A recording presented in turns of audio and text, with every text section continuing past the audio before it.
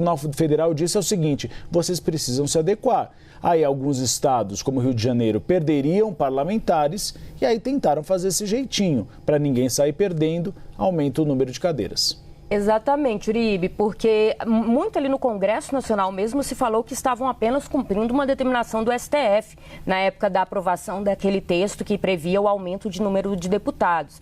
Mas a decisão do STF, ela vem casada com a Constituição, vale a gente enfatizar, que é uma adequação do número de deputados a depender da população do Estado. Porque, por exemplo, o Estado de São Paulo tem mais deputados federais do que aqui o Distrito Federal? Uma pergunta que às vezes a gente nunca pensou na resposta, mas é porque o número de deputados federais, ele é definido de acordo com o tamanho e a população dos estados, diferente de senadores, por exemplo, que é o número fixo por estado. Não, o estado maior e mais, com mais gente, né, o censo provando que tem um número de aumento de pessoas com o passar do tempo, aquele estado vai ter uma representação maior, porque pela Constituição é a Câmara dos Deputados que representa esse número, né, de eleitores ali dentro do Congresso. O que se fez no Supremo Tribunal Federal foi pedir uma adequação do censo. O que isso significa? Estados que cresceram teriam direito a ter mais deputados,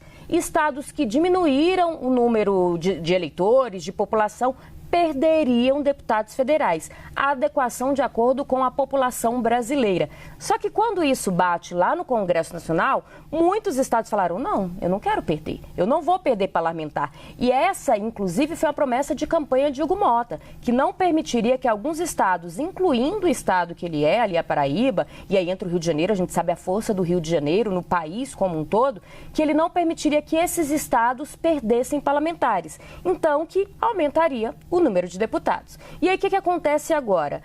Precisaria dessa decisão, dessa adequação pelo censo, vir pelo menos um ano antes da eleição. É a chamada lei da anualidade. Todas as decisões que mexem na questão eleitoral, elas precisam ser definidas um ano antes. E a gente está chegando em 6 de outubro já. Não daria tempo. Esse foi o argumento, então, de Davi Alcolumbre. Olha, a gente aprovou um texto, Congresso Nacional, o presidente da República vetou, então a gente não sabe ainda como adequar ao censo o número de deputados por tamanho de estado. Então, o Supremo Tribunal Federal, me dê mais um tempo, deixa a gente pensar melhor. E aí o Supremo acata esse pedido de Davi Alcolumbre. A decisão vai ficar para as outras eleições, 2030. Para encerrar, e a gente vê aqui embaixo o quanto isso acaba aliviando a pressão em cima de Davi Alcolumbre e principalmente de Hugo Mota. Porque se nesse momento Hugo Mota tivesse que, ao seguir uma determinação do STF, diminuir a quantidade de deputados de alguns estados, daria muito problema dentro da Câmara.